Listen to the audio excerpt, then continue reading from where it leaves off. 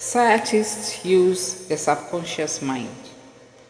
Many scientists realize the true importance of the subconscious mind. Edison, Marconi, Kettering, Poincare, Einstein, and many others have used the subconscious mind. It has given them the insight and the know-how for all their great achievements in modern science and industry. Research has shown that the ability to bring into action the subconscious power has determined the success of all the great scientific and research workers.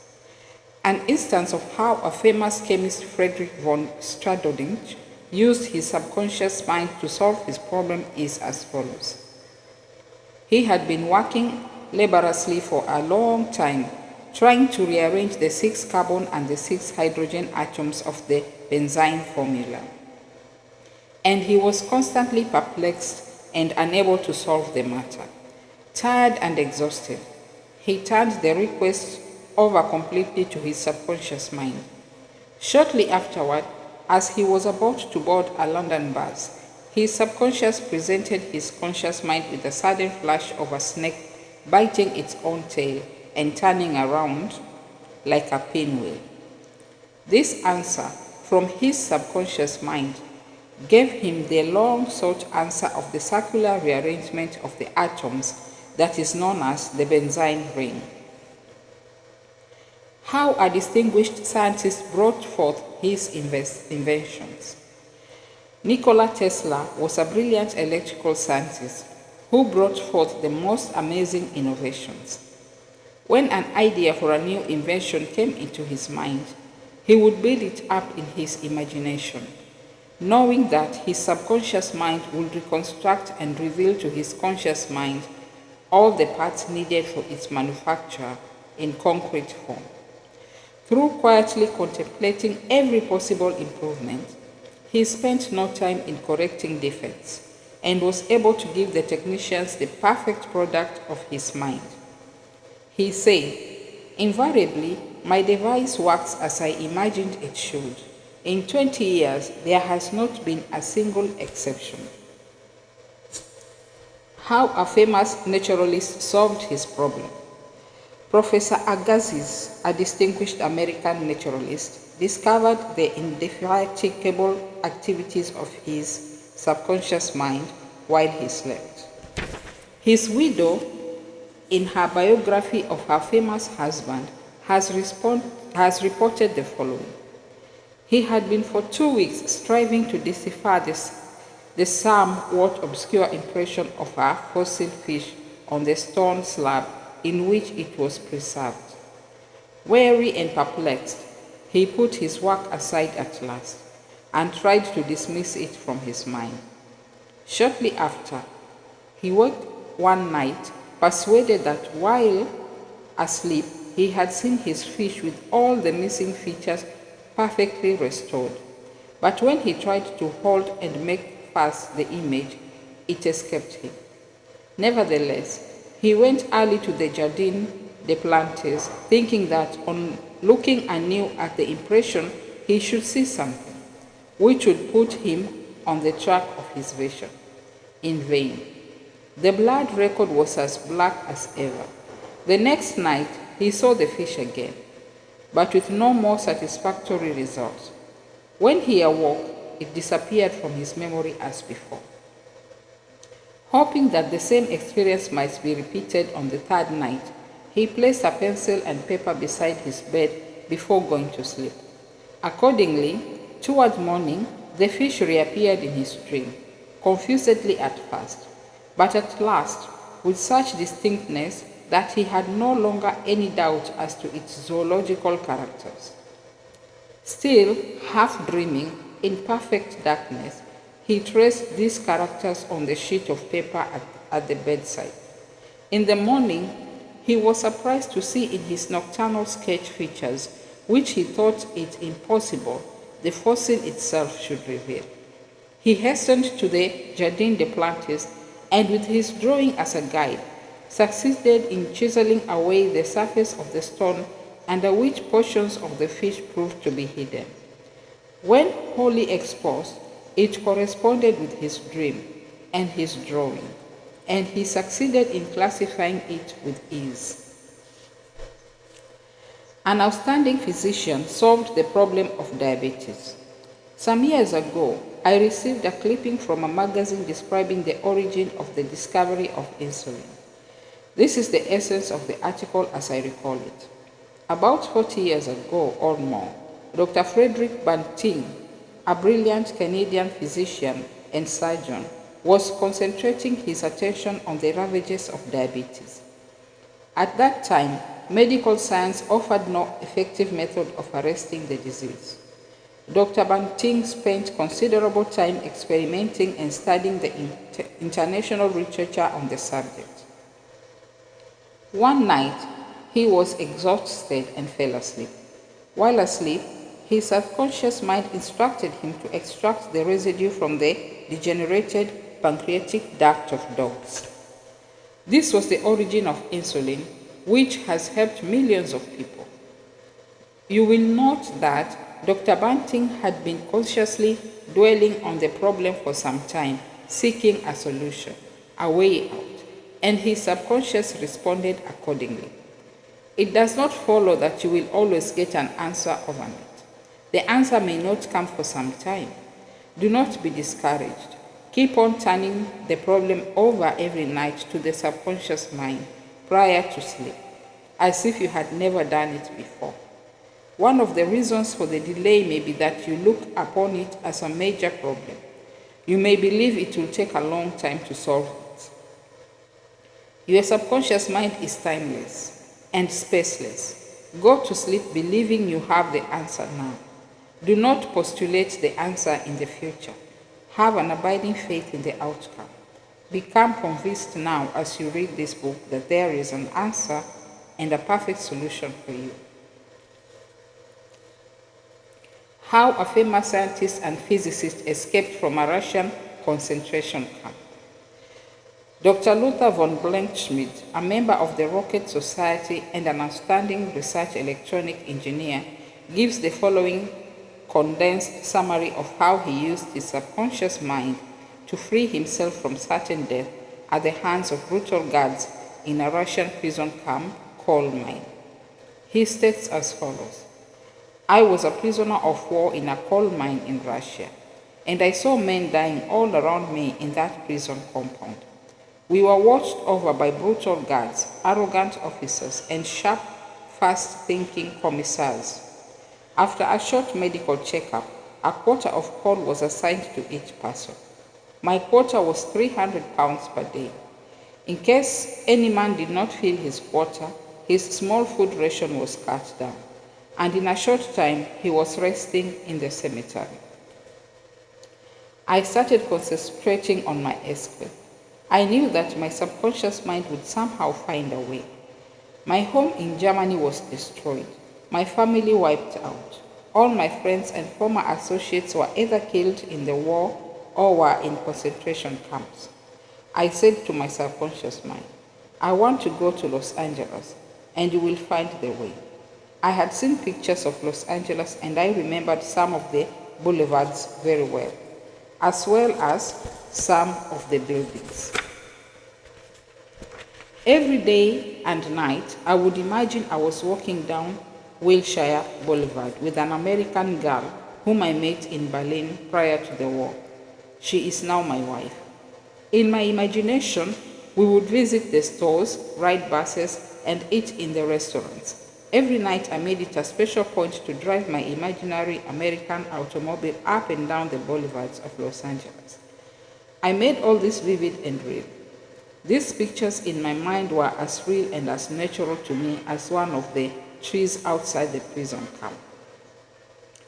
Every morning, the chief guard would count the prisoners as they were lined up. He would call out 1, 2, 3, etc. And when 17 was called out, which was my number in sequence, I stepped aside. In the meantime, the guard was called away for a minute or so, and on his return, he started by mistake on the next man as number 17. When the crew returned in the evening, the number of men was the same, and I was not missed, and the discovery would take a long time. I walked out of the camp undetected and kept walking for 24 hours, resting in a deserted town the next day. I was able to live by fishing and killing some wildlife. I found coal trains going to Poland and traveled on them by night until finally I reached Poland. With the help of friends, I made my way to Lucerne, Switzerland. One evening at the Palace Hotel, Lucerne, I had a talk with a man and his wife from the United States of America. This man asked me if I would care to be a guest at his home in Santa Monica, California. I accepted, and when I arrived in Los Angeles, I found that their chauffeur drove me along Wilshire Boulevard and many other boulevards, which I had imagined so vividly in the long months in the Russian coal mines. I recognized the buildings which I had seen in my mind so often. It actually seemed as if I had been in Los Angeles before. I had reached my goal. I will never cease to marvel at the wonders of the subconscious mind. Truly, it has ways we know not. How archaeologists and paleontologists reconstruct ancient scenes. These scientists know that their subconscious mind has a memory of everything that has ever transpired. As they study the ancient ruins and fossils through their imaginative perception, their subconscious mind aids them in reconstructing the ancient scenes. The dead past becomes alive and audible once more. Looking at these ancient temples and studying the pottery, statuary, tools, and household utensils of these ancient times, the scientist tells us of an age when there was no language. Communication was done by grunts, groans, and signs. The keen concentration and disciplined imagination of the scientist awakens the latent powers of his subconscious mind, enabling him to clothe the ancient temples with roofs and surround them with gardens, pools, and fountains. The fossil remains are clothed with eyes, sinews, and muscles, and they again walk and talk. The past becomes the living present, and we find that in mind there is no time or space. Through disciplined, controlled, and directed imagination, you can be a companion of the most scientific and inspired thinkers of all time. How to receive guidance from your subconscious. When you have what you term a difficult decision to make, or when you fail to see the solution to your problem, begin at once to think constructively about it. If you are fearful and worried, you are not really thinking. True thinking is free from fear. Here is a simple technique you can use to receive guidance on any subject. Quiet the mind and still the body. Tell the body to relax. It has to obey you. It has no volition, initiative, or self-conscious intelligence. Your body is an emotional disk, which records your beliefs and impressions. Mobilize your attention. Focus your thoughts on the solution to your problem. Try to solve it with your conscious mind. Think how happy you would be about the perfect solutions. Sense the feeling you would have if the perfect answer were yours now. Let your mind play with this mood in a relaxed way. Then drop off to sleep. When you awaken and you do not have the answer, get busy about something else. Probably, when you are preoccupied with something else, the answer will come into your mind like toast pops out of a toaster. And receiving guidance from the subconscious mind, the simple way is the best. This is an illustration. I once lost a valuable ring, which was an heirloom. I looked everywhere for it and could not locate it. At night, I talked to the subconscious in the same manner that I would talk to anyone. I said to it, prior to dropping off to sleep, you know all things. You know where the ring is, and you now reveal to me where it is. In the morning, I awoke suddenly with the words ringing in my ear, ask Robert. I thought it was very strange that I should ask Robert, a young boy, about 9 years of age. However, I followed the inner voice of intuition. Robert said, oh yes, I picked it up in the yard while I was playing with the boys. I placed it on the desk in my room. I did not think it worth anything, so I did not say anything about it. The subconscious mind will always answer you if you trust it. His subconscious revealed the location of his father's will. A young man who attends my lectures had this experience. His father died and apparently left no will. However, this man's sister told him that their father had confided to her that a will had been executed, which was fair to all. Every attempt to locate the will failed. Prior to sleep, he talked to his deeper mind as follows. I now turn this request over the subconscious mind. It knows just where that will is and reveals it to me. Then he condensed his request down to one word, answer, repeating it over and over again as a lullaby. He lulled himself to sleep with the word, answer. The next morning, this young man had an overpowering hunch to go to a certain bank in Los Angeles, where he found a safe deposit vault registered in the name of his father, the contents of which solved all his problems. Your thought as you go to sleep arouses the powerful latency which is within you. For example, let us suppose you are wondering whether to sell your home, buy a certain stock, save a partnership, move to New York, or stay in Los Angeles. Dissolve the present contract or take a new one. Do this. Sit quietly in your armchair or at the desk in your office. Remember that there is a universal law of action and reaction. The action is your thought. The reaction is the response from your subconscious mind. The subconscious mind is reactive and reflexive. This is its nature. It rebounds, rewards, and repays. It is the law of correspondence. It responds by corresponding. As you contemplate right action, you will automatically experience a reaction or response in yourself, which represent the guidance or answer of your subconscious mind.